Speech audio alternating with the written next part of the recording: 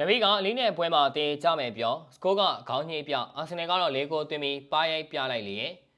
ပြည်သူ့နိုင်ငံဝဲမင်္ဂလာများ Equus Sport ဆောင်ကနေအားလုံးကိုပြန်လည်ကြိုလိုက်ပါရင်မန်ယူကနဝင်ဟောင်းကြီးတွေဟာဘောလုံးကစားတာတော်ခဲ့ကြပေမဲ့ပွဲကြိုသုံးတဲ့ချက်ပန်းတင်လုံးတဲ့နေရမှာတော့သူတို့ရဲ့ပတ်သက်တွေဟာအပေါက်ကရခံမှန်းဆက်တွေလိုဖြစ်နေပါတယ်အထူးသဖြင့်အာဆင်နယ်အသင်းနဲ့ပတ်သက်လာရင်သူတို့ဟာအကောင်းမြင်ဖို့တက်ဘယ်တော့ချော်လဲမလဲဆိုတာကိုပဲတရွေးတဆူဆူနဲ့စောင့်ကြည့်နေတဲ့ကြတာပါမနေ့ကလေးနဲ့ပွဲကိုဝမ်းဝမ်းတင်ကြမယ်လို့ဟော့ကင်းထုတ်ခဲ့တာကဘာနဲ့တူလဲဆိုတော့ကိုကအဝီစီတွင်းနဲ့ရောက်နေတဲ့အချိန်မှာအပေါ်ကလူကိုလေကားဘော်ကပြုတ်ကျလိမ့်မယ်ဆိုပြီးတော့ဂျိန်စာတိုက်နေတဲ့လူမိုက်တင်နဲ့တူတူပါပဲဂိမ်းနမီးဟာအာဆင်နယ်အသင်းကောင်းနေတာကိုမြင်ရမန်ထဲမှာအောက်တက်လာတဲ့ယောဂရှိပါတယ်သူကပွဲမတိုင်ခင်မှာလီကွင်းကကျန်းနဲ့အာဆင်နယ်တို့ခတ်ခဲလိမ့်မယ်ဝမ်းဝမ်းလောက်ပဲဖြစ်မယ်ဆိုပြီးပညာရှိလေတန်းနဲ့ပြောခဲ့ပါတယ်ဒါဘာနဲ့တူလဲဆိုတော့မင်္ဂလာဆောင်သွားမဲ့လူတယောက်ကိုနေမတက်ကကျိုးပြက်လိမ့်မယ်နေရင်းကြီးကဟောင်းလောင်းဖြစ်လိမ့်မယ်လို့သွားပြောနေတဲ့အဖွားကြီးနဲ့တူပါတယ်တကယ်နဲ့ပွဲစားလိုက်တော့အာဆင်နယ်က4စီးနဲ့အပြတ်တက်နိုင်သွားပါတယ်နဗီခမရရဲ့1-1ဆိုတဲ့ဟော့ကင်းကခမရရဲ့ Sky Sport လာစာတောင်တန်ဖိုးမရှိတာတက်တည်ပြလိုက်ကြပါပဲခမရကလမ်းမေးကမော်ဆရာတူလိုပါပဲဟောသမျှတကူမှမှန်တဲ့အပြင်ပို့ပြီးတော့ရှက်စရာကောင်းနေပါတယ်ဘော့စကိုကတော့ကွင်းလယ်မှာဘောလုံးပေးတာတူပေမဲ့ဗဇက်ကဘောလုံးပေးတာတော့အဲ့လေစကားပြောတာကတော့တကယ်ကိုအလွဲတွေပါ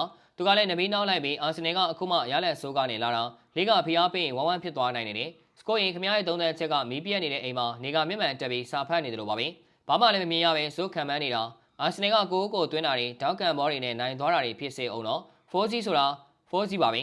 1-1ဆိုတဲ့ခမရရဲ့ဟော့ကင်းကတော့ဟိမချက်တက်ပဲစားခတ်ဖို့ပဲကြံပေးတဲ့လူဖင်းတယောက်ရဲ့အလုံးမျိုးဖြစ်သွားပါပြီပွဲပြီး 4G ဆိုတဲ့ရလက်ထွက်လာတဲ့အခါနဗီနဲ့စကိုရဲ့မျက်နှာတွေဟာအင်တာနဲ့ဖုန်းပြုတ်ကျသွားတဲ့လူရဲ့မျက်နှာလိုပဲဖြူပဲဖြူရောဖြစ်နေမှာသိကြပါတယ်သူတို့ကအာဆင်နယ်ကိုတေချားစေချင်တာအာဆင်နယ်ညံ့လို့မဟုတ်ပါဘူးသူတို့အားပေးတဲ့မန်ယူကအာဆင်နယ်ရဲ့ဖနက်အောက်ကိုရောက်နေလို့မနာလိုစေးကြောင်ပြောတာပါသူတို့ရဲ့ဥမာပေးပုံတွေကဘာနဲ့တူလဲဆိုတော့ကိုရိုင်ကစောင်းပွဲချထားပြီးဂုံလူထွက်မဲ့လူကိုတွားပြီးနေကတော့3ဘာသာလောက်ပဲဂုံလူထွက်မှာပါလို့တွားပြောနေတယ်လို့ပါပဲတကယ်တမ်းကျတော့အာဆင်နယ်ကလီကွင်းထဲမှာ၄ဂိုးသွင်းပြီးနဗီတို့ရဲ့ပါဇက်တွေကိုပလာစတာနဲ့ပေးပြလိုက်ပါတယ်ဒီကနဝင်2ယောက်ဟော့ကင်းထုတ်ရင်အာဆင်နယ်ကပိုနိုင်တက်တာကိုသတိထားမိကြပါပါဒါကဘာကိုပြလဲဆိုတော့သူတို့2ယောက်ရဲ့ဟော့ကင်းတွေကပြောင်းပြန်အကျိုးပေးတာပါအာဆင်နယ်ပရိသတ်တွေကတော့ဒီဘိုးတော်2ယောက်ငါတို့အသင်းသေးချမယ်လို့ပြောပေးတာကျေးဇူးတင်ပါတယ်ဒါကြောင့်ငါတို့ဂိုးပြတ်နိုင်တာဆိုပြီးရည်နေကြပါပြီသူတို့2ယောက်ပေါ်ပြီး3တန်းနေပုံကမျက်မြင်2ယောက်ကပကြီးကားတစ်ချက်ရဲ့အယောင်သွေးအကြောင်းရင်းနေကြသလိုပါပဲလက်တွေ့ကဘာမှာအာဆင်နယ်ကဇယားထိပ်မှာ9မှတ်ဖြတ်နေချိန်မှာသူတို့ကတော့အတိတ်ဟောင်းကမန်ယူအကြောင်းကိုဖတ်တွေ့ပြီးအာဆင်နယ်ကတေးကြောင်းမှာပါလို့တွတ်ရွနေကြတာတကယ်ကိုသနာစရာပါ